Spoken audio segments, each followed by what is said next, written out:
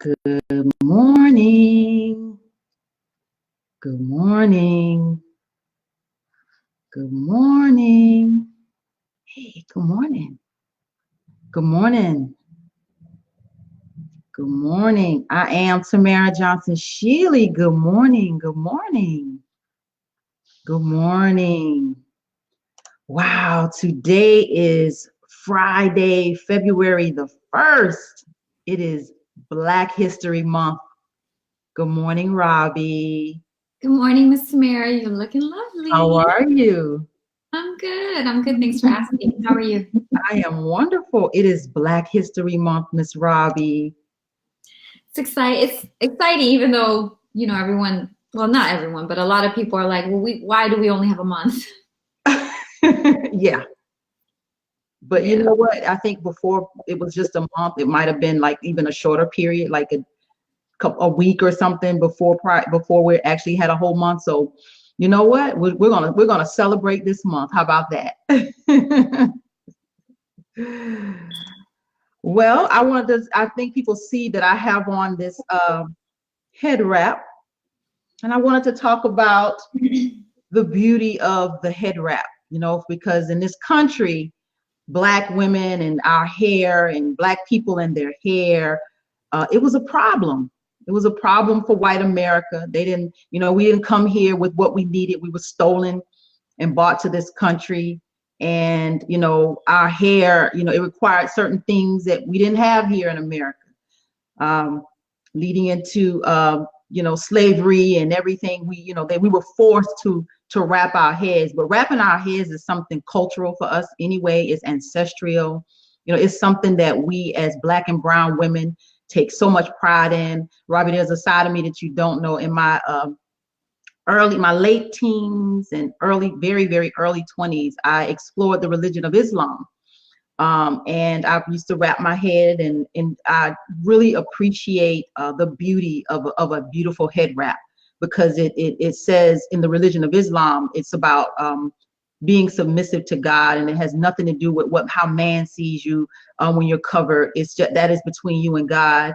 But as a Black woman, I enjoy, and I'll do it as often as I would like, is because I'm much more doing so many other things now, but I enjoy a very nice head wrap. So those of you that are appreciative of the look of this Friday, this is my head wrap. Robbie. I feel you. It reminds me of one time that I went to the Middle East, and they have the burqa. And I was there as on work and as a tourist, and I remember purchasing one and wearing it. And to be very blunt about it, it felt really nice to have a boundary, just in general. Because as a woman, and you know this, as a woman, you're walking around just between men and women, and you're kind of on display. And sometimes, the approach matters. Sometimes the approach on how someone's engaging with you, it can, and maybe they don't even mean it, but it was almost nice to be a little incognito and have that privacy. But in terms of, I think you look great, and I'm glad we're celebrating it today. Yes. I think, this politics and beauty is something, there's an intersection there for me, particularly with my industry, that I've found. And the head wrap is at that intersection. Like I said, there was laws enacted in this country that, made us required that we tie our hair, that our hair be bound in a kerchief. Actually, I'm reading it from the screen right now. So there were laws enacted in this country that made us not show our hair. And in the beauty and barber industry today, Robbie, there's a lot of controversy around Black hair. There's people wearing braids in corporate.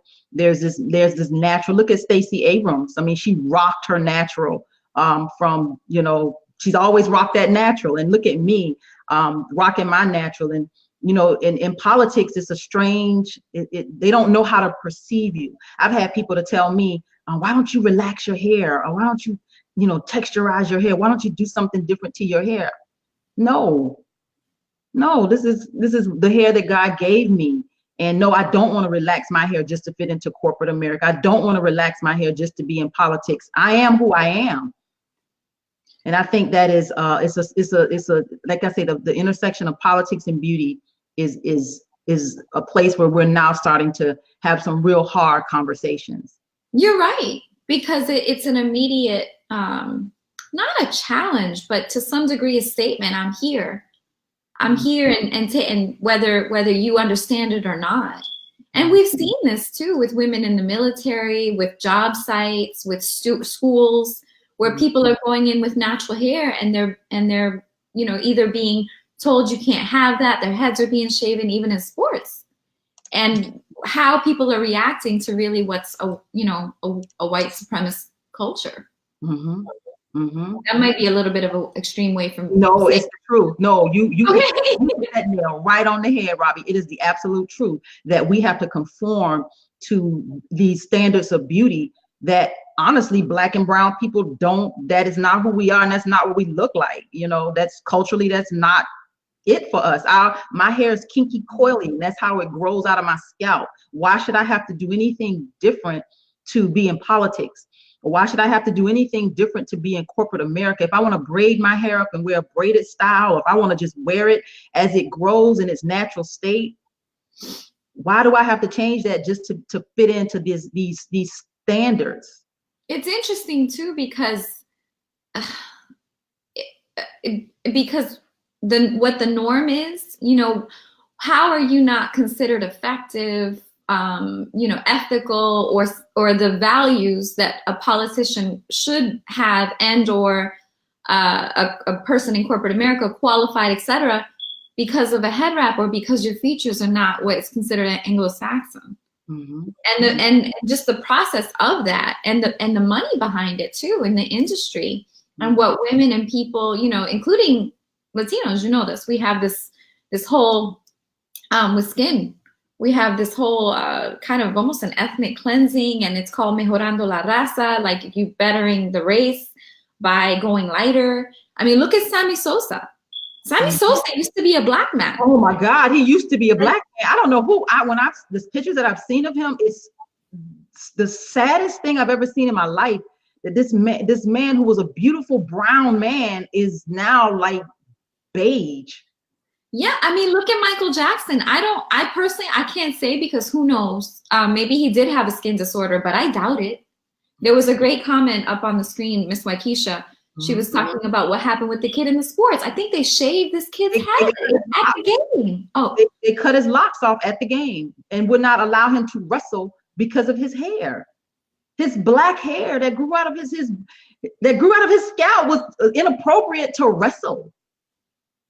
And the dehumanization, that to sit there publicly and go through that, and for adults to carry this out and not recognize, even today, I've been seeing a lot of people share stuff with, Martin Luther King, obviously because it's Black History Month, etc.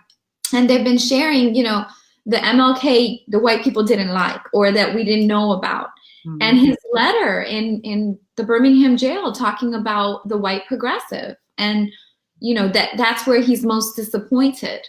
Mm-hmm. And his statements, some of his historical statements, that when the people, it's most upsetting when the people stay quiet or are not there for you. That's what hurts the most. And I'm not getting the quote right, but it makes me think of today, and really our liberals and our so-called progressives.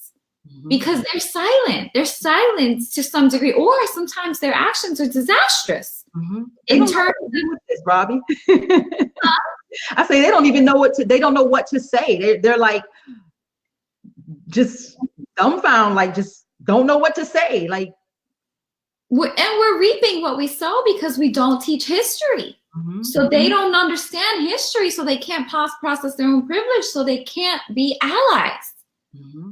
And their actions are just like, even what's happening, in the city. Hey, Miss Waikisha, you should come on the show. Come on. She's an advocate, AP, Atlanta Public Schools, APS advocate. Mm-hmm. In every meeting, always posting. I wish her profile was public, so that everyone could see it. But I understand, because I post public things, And it's so strange. People just get on my page just to argue with me. It's so weird. Or just to critique what I posted. Social media. Social media. You know, I was putting up something about Ocasio because she's on this committee that has new oversight. And, you know, they're really shaking up the Democratic Party. And it's interesting by, you know, what you're saying in terms of norms and what's acceptable and what's happened.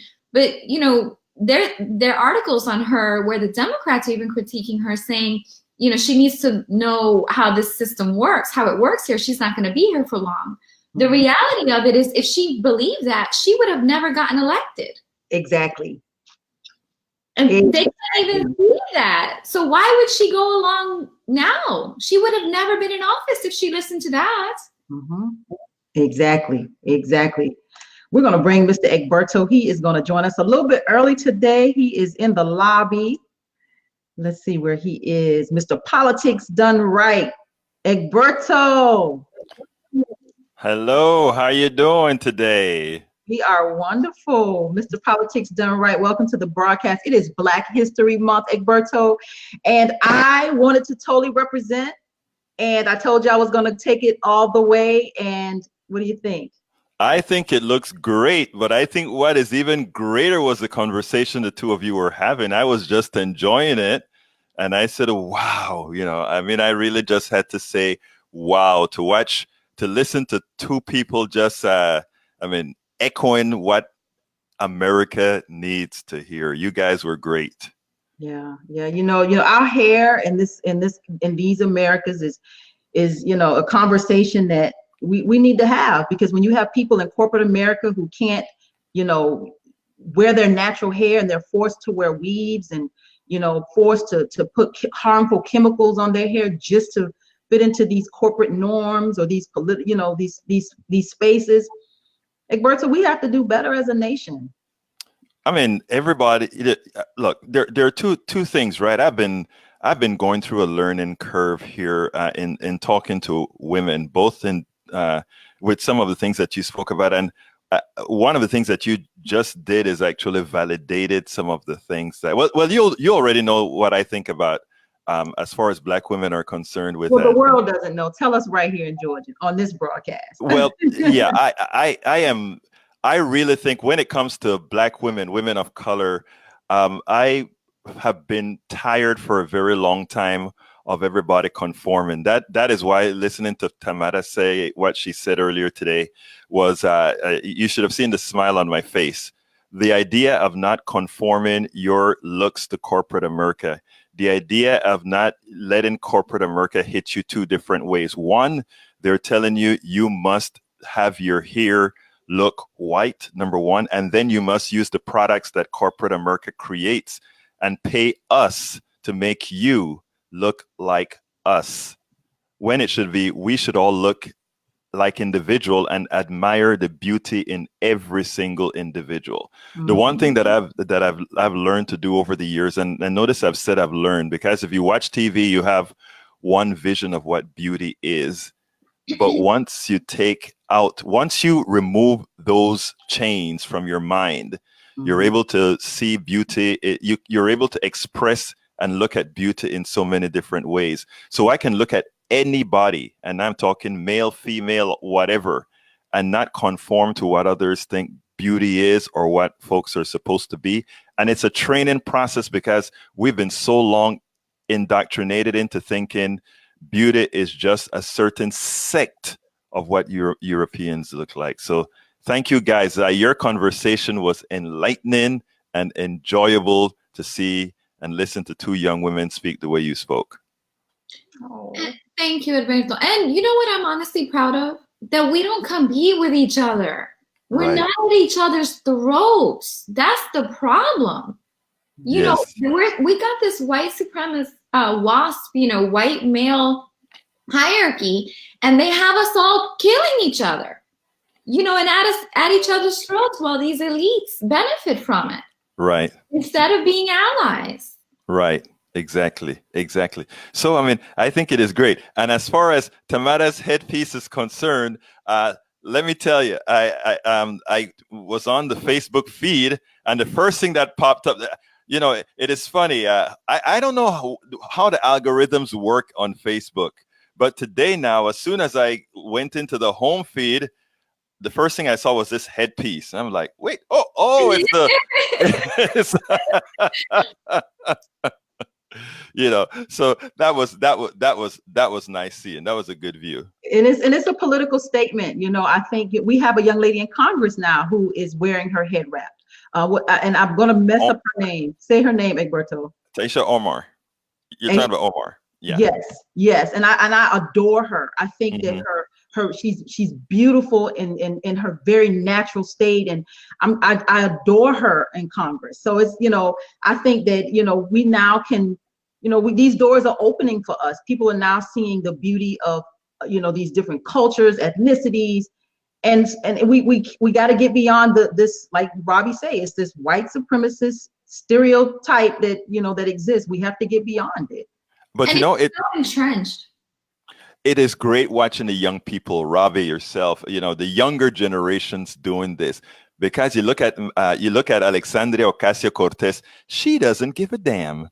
She goes out there and she says what she wants to say. She wears what she wants to wear. She gets as, and you'll understand this, Robbie, she gets as boricua as she needs to get.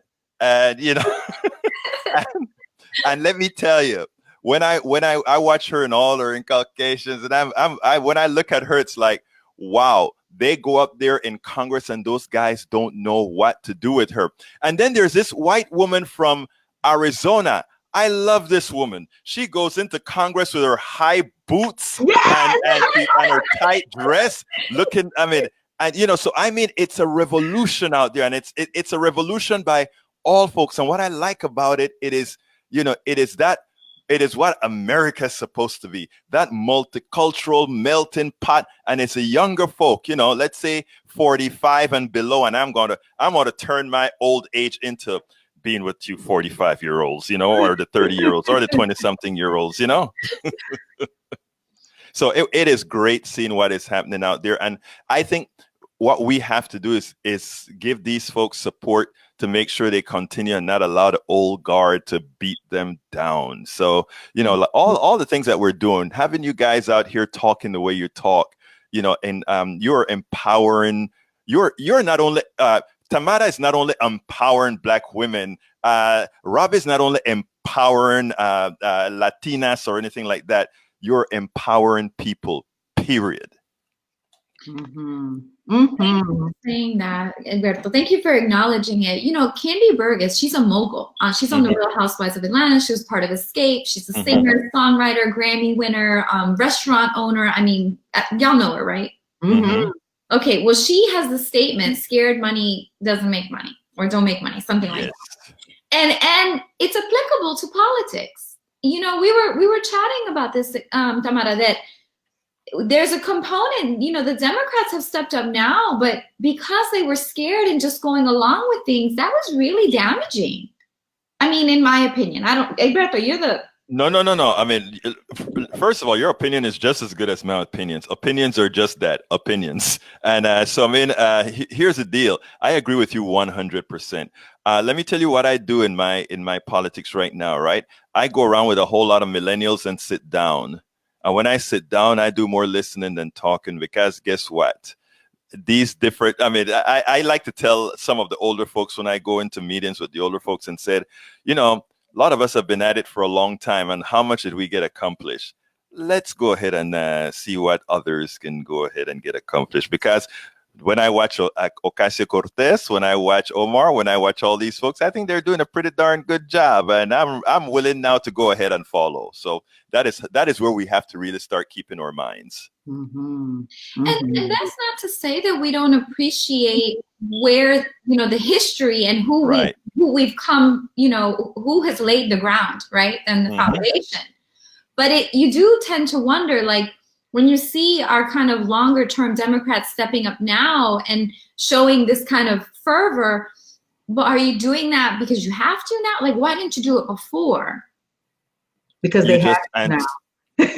Thank you, Tamara. Tamara, you're right. They have to, because when these younger folks come in, they're coming in full, how do you say, full something Full blasting? throttle. They're coming in full throttle, right? Mhm. And it's either, get with the program or get left behind. Because let me tell you something that I know, and I think the more people remember this, the better it's going to be for all of them.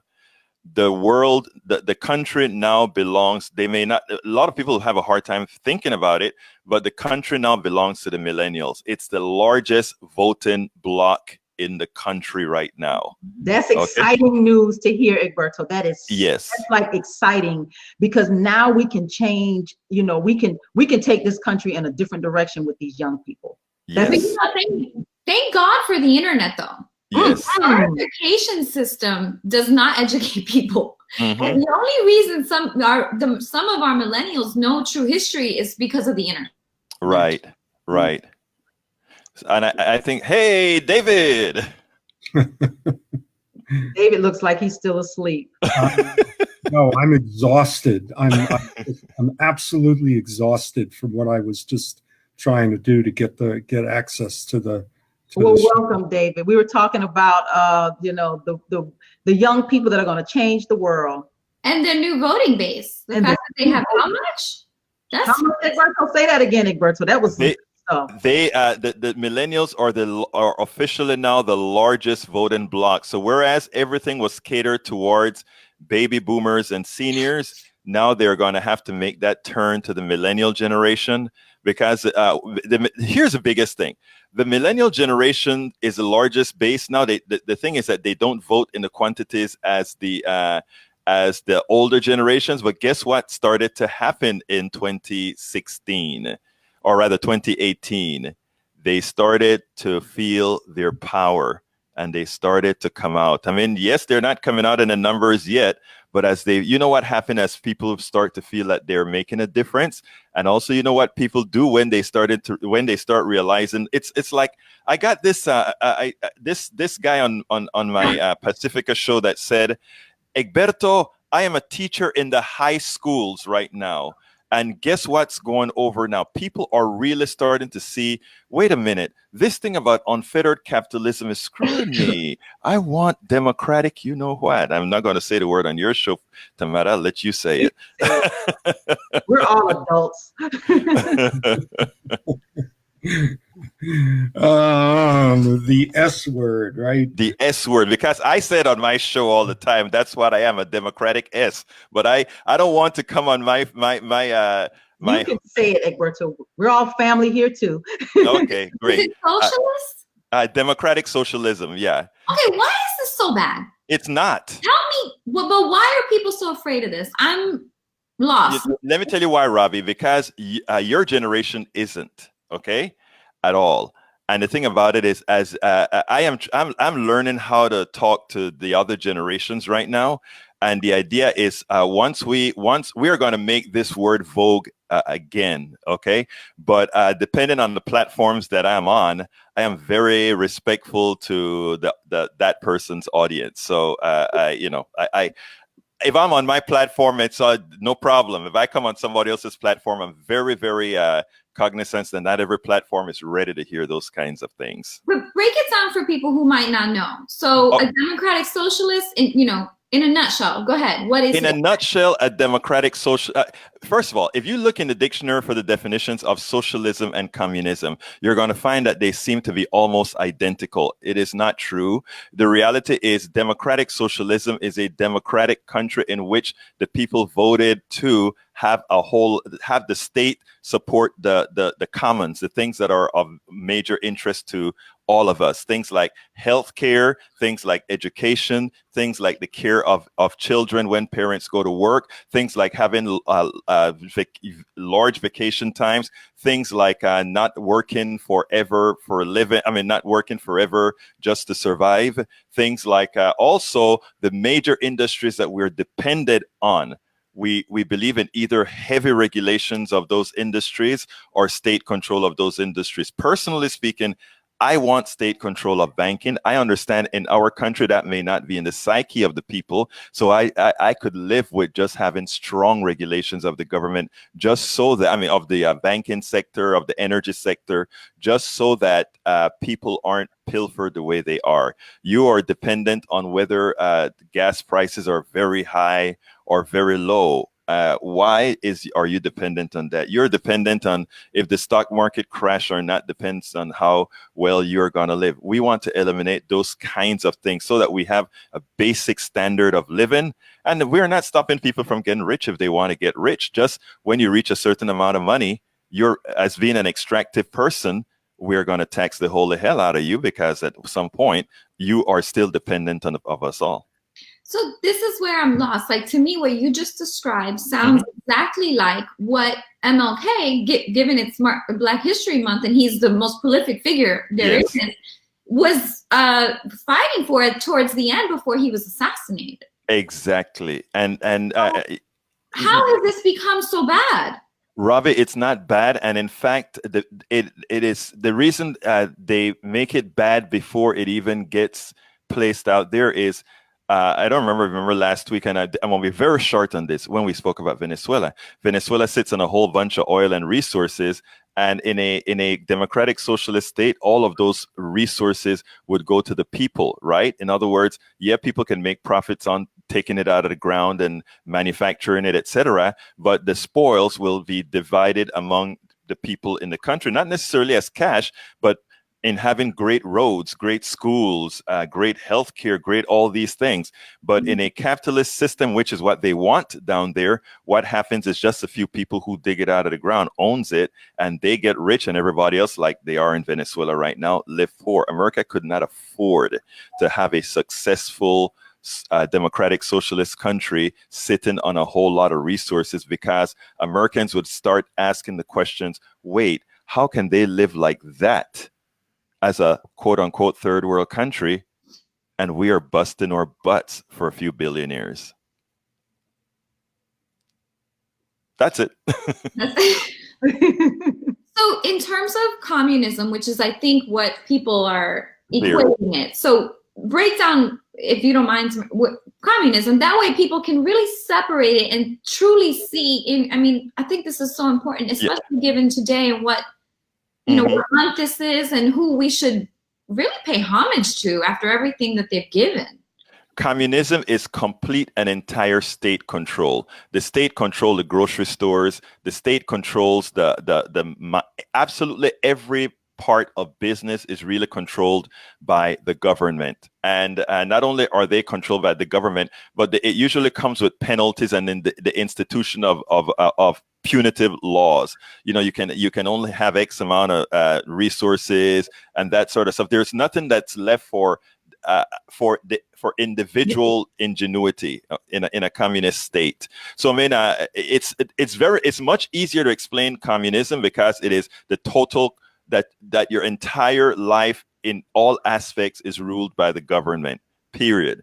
In socialism, that is, or democratic socialism, that is not the case. The people choose what parts they want the government to control. If we as a society say we want the government to control healthcare today, that's what it does. If that doesn't work and we think we wanted to move it back to the markets, we can do so as well. That's why it's called democratic socialism, because we decide what we want to do as a common and what we want to leave outside of the government. So it is an ideal.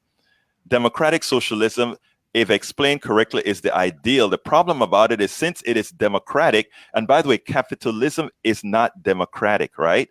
You cannot tell any oil company what to do. The shareholders tell them what to do. They owe nothing to you other than getting you to buy their product. And one of the reasons I said I wanted some things like either heavy regulation or government control of oil of oil companies is because of this. Can you exist without driving your car or taking a bus or whatever? You can't in our society today. But still yet, there are private people, like shareholders, that are telling you how much you're going to pay for gas. And you can't say no because you have to have it. So my thing is, anything that you have to have in that form, the people should have the option to decide whether they want it to be market-based or government-based. It's democracy. And in our current system, it's actually on a complete imbalance now, because we have corporations who have the right in our courts to have corporate personhood. That's right. So they actually can have protections the same way people do, which, if you think about that, is horrendous. You have a fake entity to some degree, a organization on paper, a corporation on paper, who answers to shareholders, that is for profit. And now if you have been wronged by that corporation and you go to sue, they have rights just like you do as an individual, a sentient being, which is how we've gotten into this. I mean, back to Tamara's point and everything kind of being mixed up, this women and how they're perceived. I mean, look at, it's poignant in the R. Kelly situation, where these women who specifically were Black, it's relevant to especially what we're talking about, were ignored after being abused. It's in so many examples, all because of his machine. He had a machine that made money, and his corporate persona was protected. We see that over and over and over. A local example in Atlanta is the Bikes Up, Guns Down. These are a group of young men who are promoting nonviolence, who enjoy ATVs, they're talented, they're artists, they're entrepreneurial, but because they're predominantly urban Black men, they're seen as vigilantes and vilified on the media. And the craziest part about Atlanta is we have such a gang and crime issue, which we can bring up later, Buckhead and APD, and Brian Kemp is now involved in it. I don't know if you've been following it. Buckhead has been riddled with crime. They've created a coalition of neighborhoods. They now got the governor, Brian Kemp, to support them. And we have a non-violent group of urban youth called Bikes Up, Guns Down, Atlanta Bike Life. That's their motto. And they are seen as vigilantes, when the very young people who would be committing these crimes look up to these guys. Wow. They can't get anywhere because they're Black. That is sad. That is sad, but I mean, it is great that they're doing that, and I am impressed that you're talking about personhood. I mean, I was in a group called Move to Amend, which we were trying to pass the 28th Amendment, which eliminates exactly that. They state in one simple thing that corporations are not people, and that only human beings can, have rights. So I mean, that is an issue. That is a big problem, and the whole idea behind that is to make sure that you have a corporate state. So when people talk about when people try to equate capitalism and freedom or capitalism and democracy, it is not true at all. And a lot of what you said just proved that, Well, it breaks it down on the micro level, because as corporations, they have such influence and basically own our politicians, who then become compromised in a capitalist society. We cannot win like that. Exactly. All of the people who serve on the mayor's advisory board are corporate CEOs. Oh, really? Yes. No people from the community? You can. It's public record. Nobody from the community? I mean, there might be to some degree, but the majority of those people, they're CEOs, and the majority of CEOs in Atlanta are, white men, Caucasian, older white men. So that's why there's such a disconnect. Right. I mean, actually, this brings up a good conversation with one of our council people. Andre Dickens recently did a conversation at Morehouse. This came up on the last show, and the sponsors were behind him. And again, those sponsors, the corporations, will never be questioned because they're sponsoring, meaning they can't be questioned. So it doesn't matter what happens in our airport. It doesn't matter what the people are paid below wing. It doesn't matter if they're non-unionized. It doesn't matter if security is compromised. No one will talk about this. So in his speech, which was on gentrification and the old Atlanta and new Atlanta, he was saying that it's good if there's good gentrification and bad gentrification. And his example, and I'm limited, I haven't seen the whole speech, I only saw a clip, was that if someone comes in and buys a blighted house and they live in it, that's good gentrification.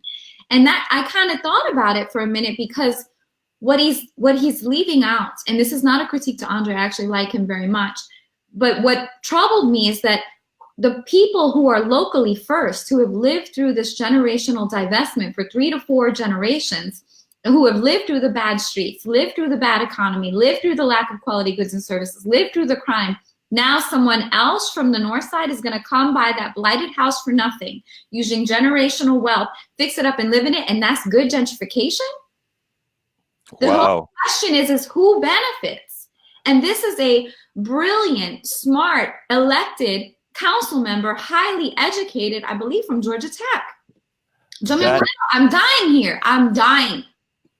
That is deep.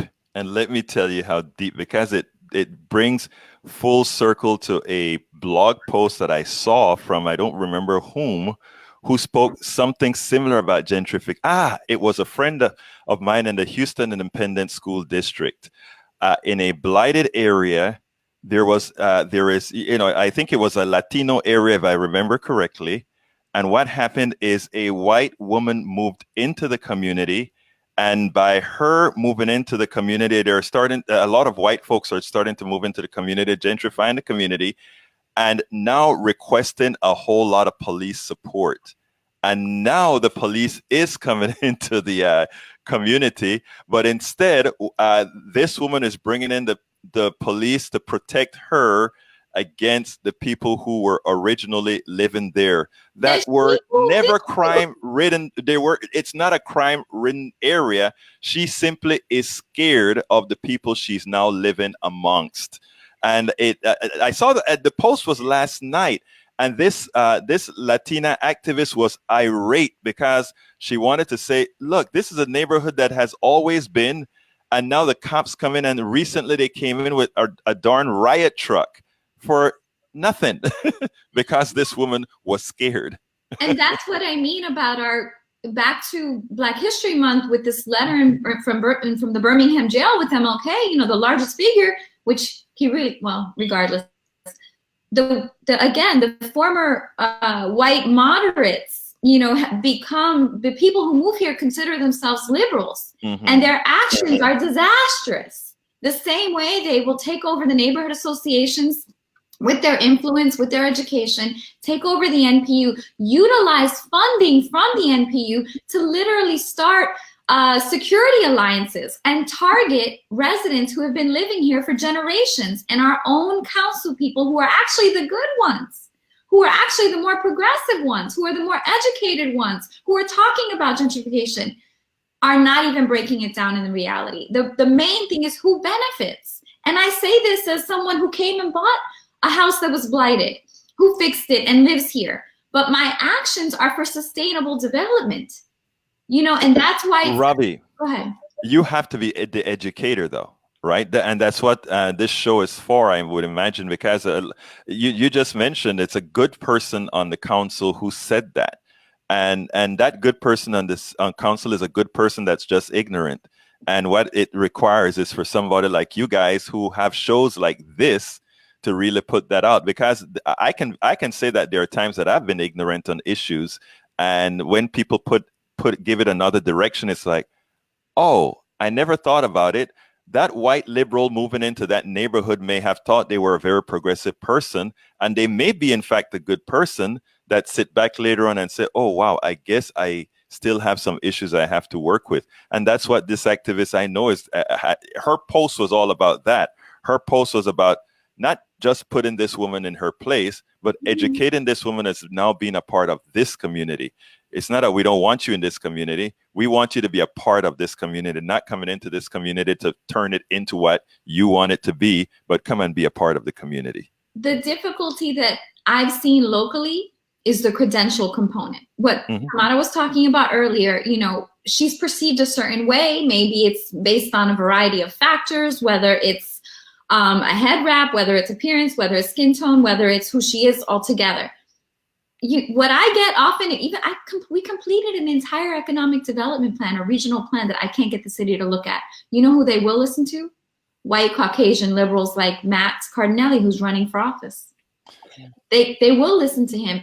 What I get when somebody listens to me for 5 minutes is, you're smart, which I only can laugh at because I don't expect anything out of me. I'll tell you something that I think I told Tamara in Arizona. You force yourself in. In other words, you never take no for an answer. And yeah, they're not gonna let you in, Robbie. You literally got to kick the door in, push them out the way, and get in and get your point across. Egberto, before we let you go, I know you only have a few more minutes with us, but before we let you go, I thought about we have Schmaltz. Isn't that his name, Mr. CEO from Starbucks? Schultz, that's running, is considering a run. I've been thinking about that. I actually was on Egberto's show this past Wednesday, and we discussed Mr. CEO from Starbucks that is interested in running, or has expressed interest in running for president.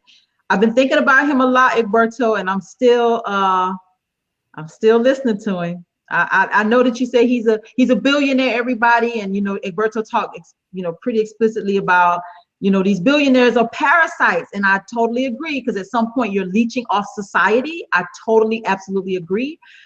But let me tell you where I think the caveat is with this man, with Schultz. I think that he is running a very centrist campaign just to win.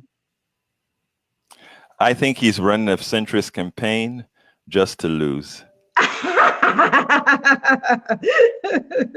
We're gonna keep watching it, Bert. So I'm not sure if David, have you heard about Mr. CEO that wants to run for president, Mr. Starbucks? I think that I ran across somebody's critique of what he's doing as an implicit threat to the Democratic Party to not move too far to the left. I think that's his function. That's Bloomberg's function. They are all trying to keep the Democratic Party from moving in the direction that it's been heading for the last 2 years, in particular. So I'm really this guy is a spoiler. He's not the best spoiler because he's turned out to be politically inept. So but the threat is still there. The threat of tens of millions of dollars being poured into the campaign, into the presidential race. Either. Do you not believe in independent candidates, David? What? Do you not believe in independent candidates running for office? Of course I do. It's just not him. Well, it's not. I mean, I don't believe in independent candidates running from the center. There is no center between the Republicans and the Democrats. The Republican Party is not a party anymore.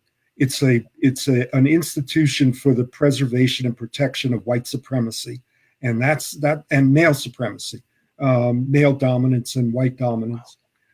It's in control of two branches of the government and half of the other. That is the executive branch, the Supreme Court, and the rest of the federal judiciary and the Senate. And I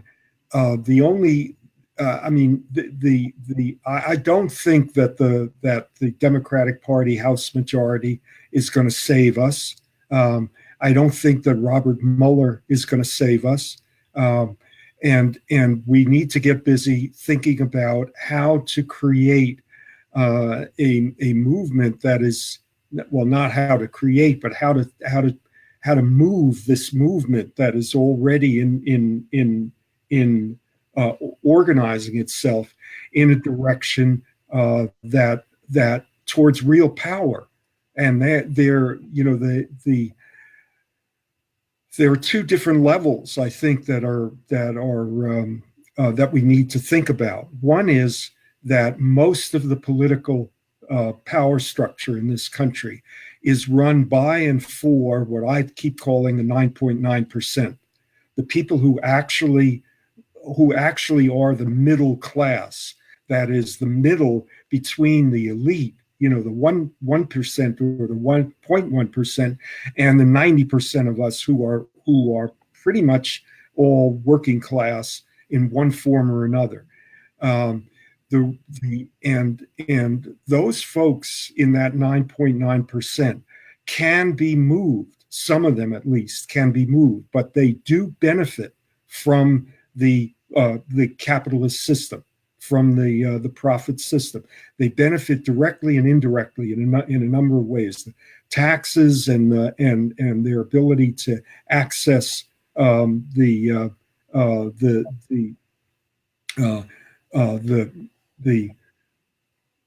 Power structure.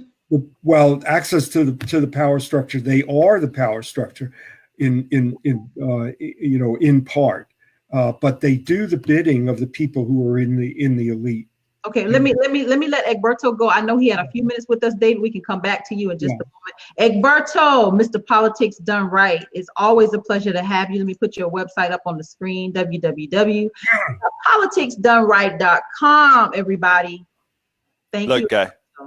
Thank you so kindly for having me here. It was great having you. David, I love you. I wish I could expand and talk about what you just said, because, man, you just said a whole lot, but I got to go. Tamara, as usual, super thank you for being on your show. Thank you. Bye, Robbie. Awesome. Yeah. So there we are, David. You were, how you feeling? You're back on the broadcast. I'm really, I'm technologically challenged, and it took me 20 minutes to figure out how to get on. I couldn't, when I clicked on the Gmail, it would struggling load, and then I went through my other, I finally figured out some way to do it. But every time I'm coming up against some kind of roadblock, and I'm doing the same thing anyway. So let me not take. So what do you think of my head wrap, David? I tried to make it a light broadcast today. I didn't dive into the gist of the bills, which I'll get into at the very end of the hour.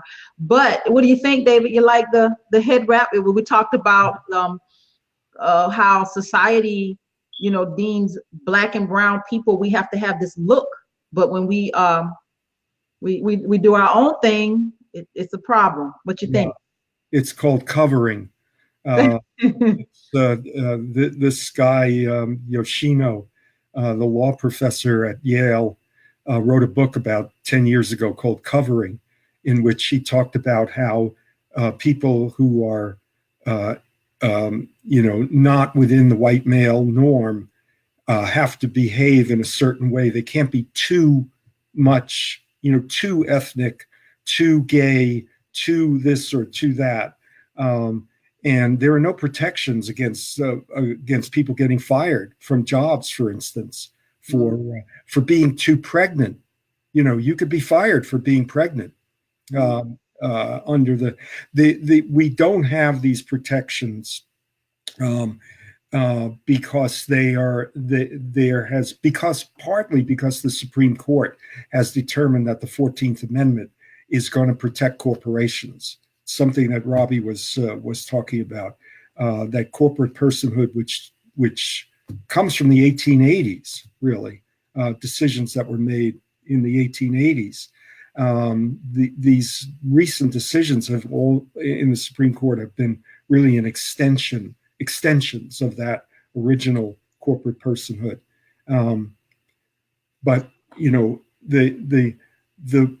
the real issue here is, what do we do within the 90%? That's the group that right now can't communicate with each other across racial and gender lines. And as long as there is a white and male privilege that is a separate and unequal status between the two, we're not going to get anywhere. We're not going to build a powerful movement that could do what Egberto was talking about, which is impose democratic will on the elites. So there's a big stake in the elites keeping us from reconciling these inequalities, and that's, I think, what in other words, reconciling the inequalities means rejecting the status inequality, the status preferences in the that are built into the systems social control. And that means looking at the white race, looking at white working people as not, the center of the working class, but as a part of it that is abnormal, not normal. Mm-hmm. Mm-hmm. So I don't know where to go from there, but we really don't have our own history, our clarity about our own history, and people know the history, David. I think there is such a disconnect between what happened back when and where we are today. I think that's a lot of it. People don't know the history. Yeah, that's what I'm saying is that not only is there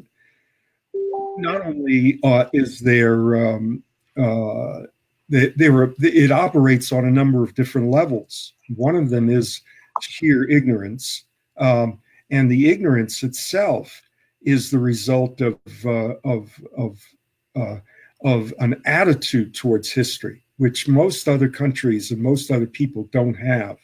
An attitude that history doesn't matter in most other societies, and a sense of denial. Acting white is all about denial.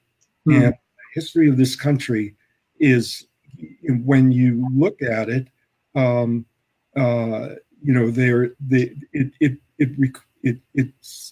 it says you have to do something to change it, because it is so full of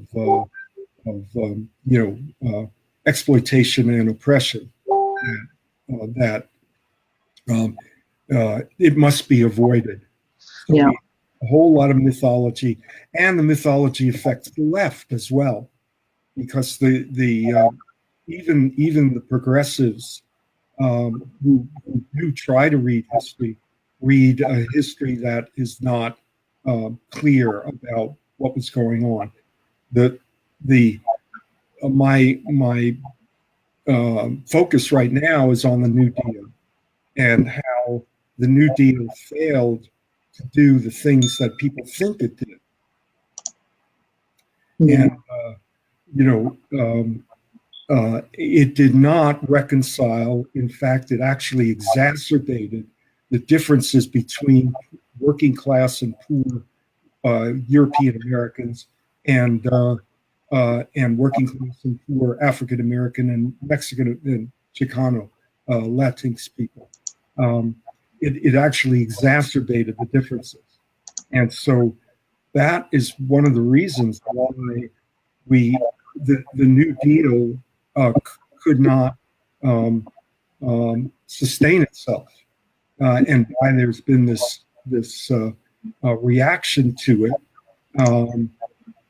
and why there was the need to try to do that fight for equality after the New Deal 20 years later during the Civil Rights Movement. And the Civil Rights Movement was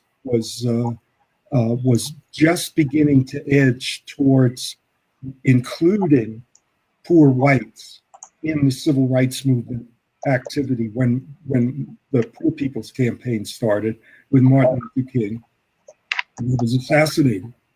So there's a lot of history there to understand in order for us to realize what we're up against right now. And what we're up against is not simply an elite. It is the inequality within our own ranks that is really rendering us powerless. So, David, I'm going to take it from here. I'm going to talk about, I want to kind of give everybody some updates on the legislation right here in the state of Georgia, just for a couple minutes, and then we'll wrap it up. This has been a great broadcast in this first day of Black History Month. Again, I want to thank my co-hosts, Ms. Robbie Caban and Mr. David Slavin, for always keeping us in the know about Atlanta politics. Robbie and David always keeping us abreast of everything as it pertains to the history. So thank you, David and Robbie. I'm going to talk about a few House bills. I'm not going to run them all down. We are up to, thus far, 206 bills on my radar here in the Georgia General Assembly. Just to kind of bring you up to date on a few of them, we have House Bill 79. It's the Blind Persons Child Custody Matters Bill. For those of you that are watching anything to do with children, and this one is regarding blind persons and child custody. House Bill 80 is the Child Support Cooperation Act of 2019. House Bill 80. Those of you that's following any child support activity, there it is, House Bill 80. House Bill 81, this one is, let's see what this says, regarding contracts between an employer and an information technology employee. That's House Bill 81. House Bill 82, courts, the Veterans Court Division, they struck through in this particular piece of legislation, they struck through if the prosecuting attorney consents, and they added if the court, in the court's discretion. So they're striking through the prosecuting attorney's consent to add in the court's discretion. So those of you that are watching anything to do with the court system and the veterans, that might be a piece of legislation you might want to take a look at. Again, that's House Bill 82. House Bill 83, Quality Basic Education Act. This one, Robbie, I thought was quite interesting, Robbie and David. It adds recess for students in kindergarten and grades 1 through 5. So many of our kids are just, they gotta burn that energy off. So for them to want to incorporate mandatory recess from kindergarten and grades 1 through 5, I think it's some good piece of legislation. Poor babies. I remember being a little kid and wanting to go outside and play. So I think that is, definitely something that we need to make sure that we are taking care of our young ones. House Bill 84 is an insurance bill. Anyone following any healthcare legislation, it's regarding health insurance. So take a look at that. House Bill 84. House Bill 85, sales and use tax. For those of you that are following the money here in Georgia, that's something you might want to take a look at. It has to do with organ procurement organizations, sales to blood banks, and they added the words organ procurement organization. So take a look at that. For those of you that's following the money, it's regarding sales and use tax.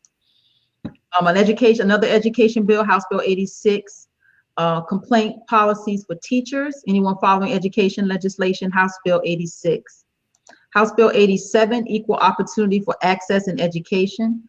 I'm not sure how I feel about this. This one is about the home study and students participating in extracurricular and interscholastic activities at the schools, and even though they're homeschooled, not quite sure how I feel about that. For those of you that's following education, take a look at that bill. I'd love to hear more about it. Again, that's House Bill 87, equal opportunity for access in education.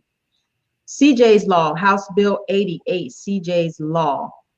This particular bill is about motor vehicles and traffic accidents that result in bodily harm and if you leave the scene of the accident. CJ's Law, for those of you that are following any kind of traffic or vehicle legislation, this is something you definitely want to take a look at. Just a couple more, and then we'll kind of close out the broadcast. We're right at the top of the hour. House Bill 89, State Health Planning and Development, for those of you that's following healthcare. House Bill 90. Robbie, I think you'll appreciate this one. This is the formulation and implementation of laws and policies relating to minority and women-owned businesses. So that's House Bill 90, Robbie. It might be something you want to take a look at. And those of you that are following anything to do with legislation as it relates to women.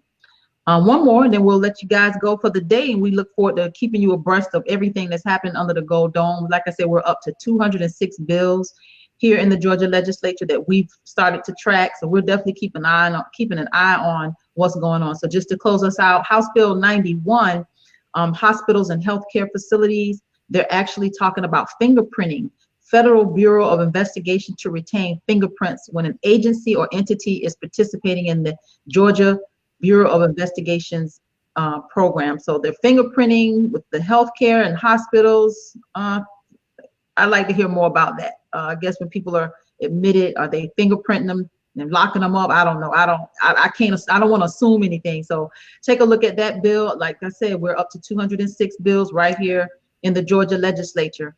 Lots of activity going on, Robbie and David.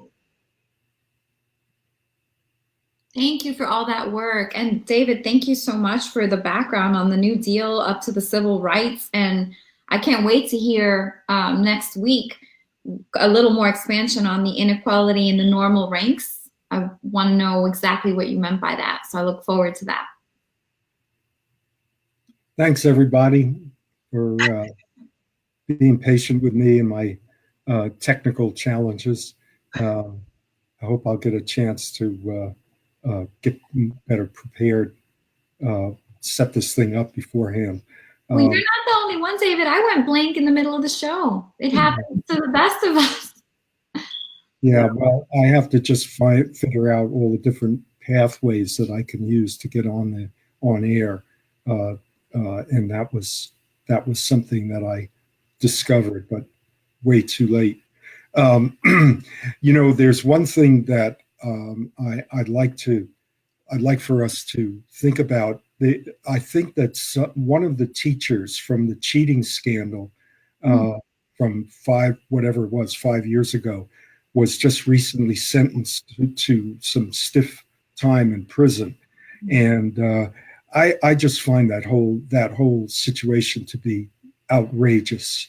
In terms of who they are blaming for this situation that happened in the public schools.